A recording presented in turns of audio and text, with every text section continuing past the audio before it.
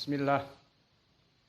Innal hamdalillah nahmaduhu wa nasta'inuhu wa nastaghfiruh wa na'udzu billahi min syururi anfusina wa min sayyiati a'malina may yahdihillahu fala mudhillalah wa may yudlil fala hadiyalah wa asyhadu an la ilaha illallah wahdahu la syarikalah wa asyhadu anna Muhammadan abduhu wa rasuluh amma ba'd.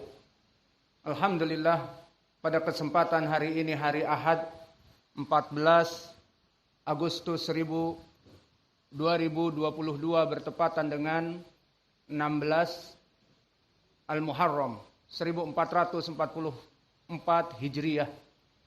Alhamdulillah kita dipertemukan oleh Allah bersama saudara-saudara kita semanhaj, seakidah, dinamakan ikhwah fillah di Masjid Nurus Sunnah di Muara Bungo, Jambi, Indonesia. Barakallahu fikum. Maka tema pada kesempatan sesi yang pertama ini adalah keutamaan seorang muslim menziarahi saudaranya seakidah dan semanhaj. Maka ketahuilah ya ibadallah, asal dari kita berhubungan diikat dengan agama ini adalah diperintahkan oleh Allah untuk bersaudara. Seperti di dalam ayat Al-Qur'an, seperti di dalam ayat Al-Qur'an di dalam surat Al-Hujurat, Allah berfirman, innamal mu'minuna ikhwatun. Sungguhnya yang namanya seorang mukmin itu adalah ikhwah, saling bersaudara. Dan begitu pun di dalam hadis yang muttafaqun alaih dari Abi Musa al-Asy'ari, Rasulullah sallallahu alaihi wa ala alihi wasallam bersabda, al-mu'min lil mu'min kal bunyan yashuddu ba'duha ila ba'd. Fa asyara Rasulullah sallallahu alaihi wasallam biyadihi hakada. Bahwa setiap muslim dengan muslim yang lain kalbunyan, seperti satu bangunan yang saling menguatkan. Kemudian Nabi syabaka biyadihi, syabaka seperti ini.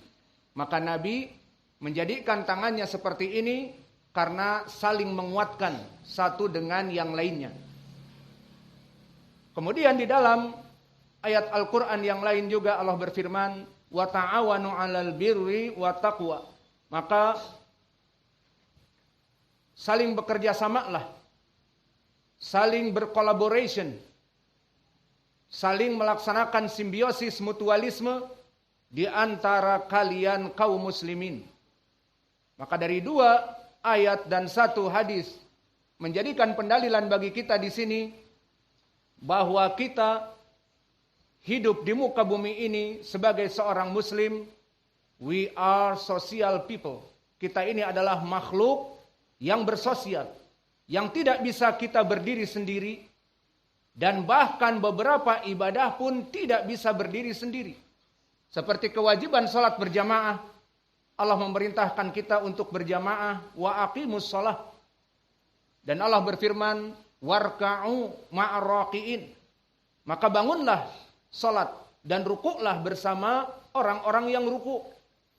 Maka dari sini menjadi pendalilan bahwa setiap muslim, setiap mukmin butuh kepada saudaranya yang lain. Maka oleh sebab itu dijadikan oleh Allah seorang muslim dengan muslim yang lainnya, seorang mukmin dengan mukmin yang lainnya untuk saling mencintai karena Allah. Allah yasfik ya Abu Zahrah, Allah yasfik, Allah yuwafiquk. Maka semoga Allah menyembuhkan antum. Maka di dalam hadis ini yang kami sebutkan dan di dalam ayat-ayat ini disyariatkan seseorang untuk mencintai kepada saudaranya karena Allah tentunya. Maka dari keutamaan seseorang mencintai karena Allah, dan dia realisasikan dengan menziarahinya dan duduk dengannya dan saling bercengkrama, bahkan membantu apa yang dia mampu untuk kepentingan saudaranya dari harta, dari tenaga, dan apa saja, maka mempunyai keutamaan yang besar. Jika seseorang tadi mencintai karena Allah dan menziarahi saudaranya karena Allah dan membantu saudaranya karena Allah, maka mempunyai keutamaan yang besar, keutamaannya di dunia dan keutamaannya juga di hari akhirat kelak. Adapun untuk keutamaan di dunia, telah datang hadis yang diriwayatkan oleh Imam Muslim dari Abi Hurairah. Berkata Rasulullah sallallahu alaihi wa ala alihi wasallam, "Inna rajulan yazuru akhahu fi qaryatin ukhra. Falamma kana an yakhruja arsala rabbuna jalla wa ala fi madrajihi malakan." Maka di saat seseorang yang mana dia itu hendak bersafar untuk menziarahi saudaranya di desa yang lain, di tempat yang lain, di provinsi yang lain, kemudian di saat orang ini mengeluarkan kendaraannya, mulai dari tunggangannya di zaman Nabi, baik unta ataupun kuda, ataupun bighal, ataupun himar. Bighal adalah perkawinan antara dongki dengan kuda. Maka di saat mengeluarkan dari kendaraannya, diutuslah malaikah untuk menanyakan apa yang akan dilakukan oleh saudara ini. Maka dikatakan oleh al-malaikah, "Aina turid?" Mau kemana kamu? "Uridu an azura akhan li fi qaryatin ukhra." Dijawab, aku ingin menziarahi saudaraku di tempat yang lain. Saudara fillah. Saudara karena manhaj dan agama yang hak. Maka berkata malaikat yang berupa manusia ini, "Hal indaka syai'an minan ni'am tarubuna?"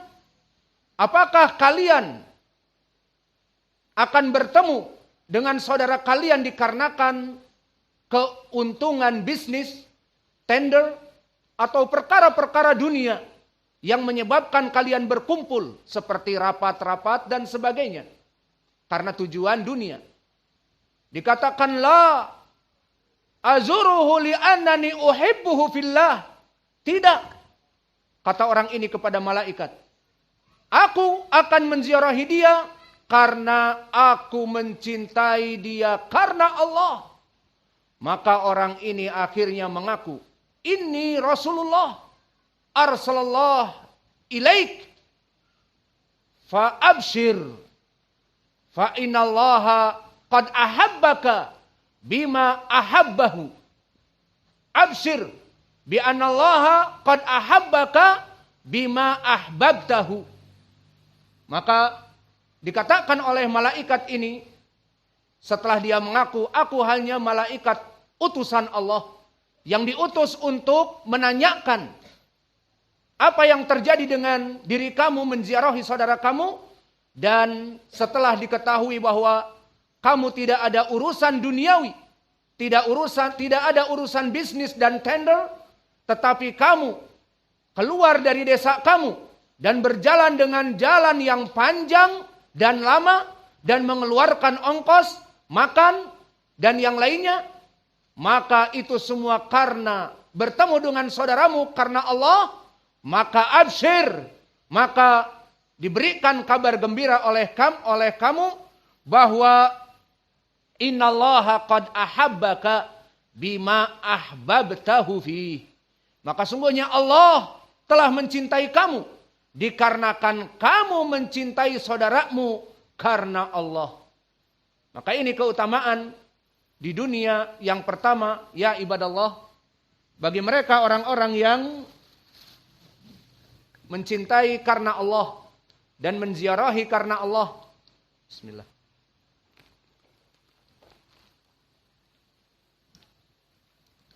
Dan contoh yang lain dari keutamaan mereka yang menjalin hubungan cinta kasih karena Allah adalah wujida fihi halawatal iman. Orang-orang yang mencintai karena Allah merasakan di hatinya itu kelezatan iman. Seperti di dalam hadis yang muttafaqun alaih dari Abi Hurairah. Berkata Rasulullah sallallahu alaihi wa ala alihi wasallam, "Salasun." Ada 3 perkara wujida fihi halawatul iman. Yang mana seseorang itu mempunyai kelezatan iman. Disebutkan yang pertama adalah rajulun yuhibbu akhahu walam yuhibbuhu illa lillah. Seseorang mencintai saudaranya dan tidaklah mencintai saudaranya itu karena Allah, maka wajada fihi halawatul iman.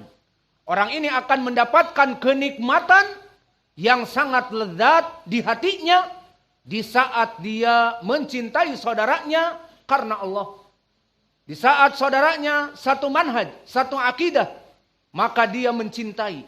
Meskipun saudaranya bukan dari sukunya. Yang satu suku Sunda, yang satu suku Bone, suku Bugis, ataupun suku Minang, maka bercampur kecintaan di antara mereka karena Allah, maka menyebabkan halawatul iman. Orang ini merasakan kenikmatan iman yang ada padanya. Maka ini 2 kenikmatan dan keutamaan bagi mereka orang-orang yang mencintai karena Allah. Yang mencintai karena Allah tidak diukur oleh ekonomi. Dia mencintai saudaranya yang lebih kaya atau yang lebih miskin. Dan tidak dilandaskan karena warna kulit, resis. Kulit hitam, kulit putih, kulit kuning seperti kebanyakan orang Indonesia. Maka tidak dilihat dari kulit. Dan juga tidak dilihat dari perbedaan-perbedaan yang mencolok dari postur tubuh ataupun dari intelligence, kecerdasan, maka selama saudaranya semanhaj dan seakidah, maka dijadikan saudara, maka dia akan mendapatkan halawatul iman. Adapun keutamaan di hari akhirah. Yang pertama, keutamaan bagi mereka orang yang menjalin cinta kasih di hari akhirah akan mendapatkan an-ni'am fi yaumil qiyamah. Mereka akan mendapatkan kenikmatan-kenikmatan di hari akhirah, yang mana di hari akhirah mereka akan dalam kesengsaraan. Maka seperti di dalam hadis yang disebutkan oleh Imam Muslim dari Miqdad ibn al-Aswad. Diriwayatkan oleh Imam Muslim dari Miqdad ibn al-Aswad. Di mana Nabi Muhammad sallallahu alaihi wasallam bersabda, "Tudna syamsu ala ru'usil khalaiq bimiqdari mil. Fayakunun nas ala miqdari a'malihim fil arq. Faminhum man yakunu ala ka'baih. Faminhum man yakunu ala rukbataih. Faminhum man yakunu ala haqawaih. Faminhum man yuljimuhul arq iljaman. Fa asyara Rasulullah ila fihi." Maka di hadis yang diriwayatkan oleh Imam Muslim dari Miqdad ibn al-Aswad menceritakan bagaimana kesengsaraan seluruh yang namanya manusia dan jin di saat Allah mengumpulkan mereka fi sa'idin wahid, di tempat yang satu, di padang mahsyar.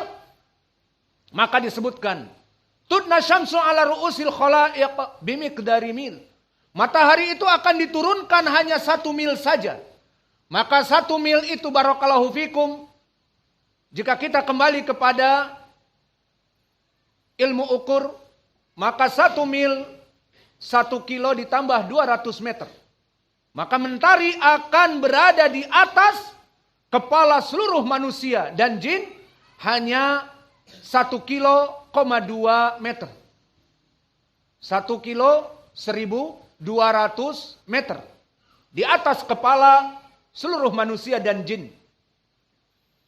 Maka di pelajaran yang mungkin didapatkan waktu kita masih SD ataupun senior high school ataupun junior high school, maka kita mendapati dari doktrin orang-orang barat yang wallahu a'lam apa benar atau tidak, yang jelas tidak akan benar.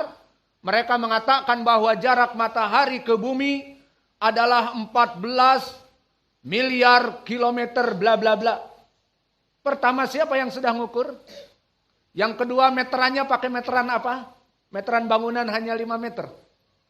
14 miliar kilometer. Hanya ucapan jempol, perkiraan. Al-muhim, mentari yang jauhnya seperti itu di siang hari di Muara Bungo, kita akan merasakan kepanasan. Maka bagaimana dengan matahari yang hanya 1 mil, 1 kilo ditambah 200 meter di atas kepala manusia? Maka disebutkan oleh Nabi kita di hadis Muslim dari Miqdad ibn al-Aswad, fayakunun nas ala miqdari a'mal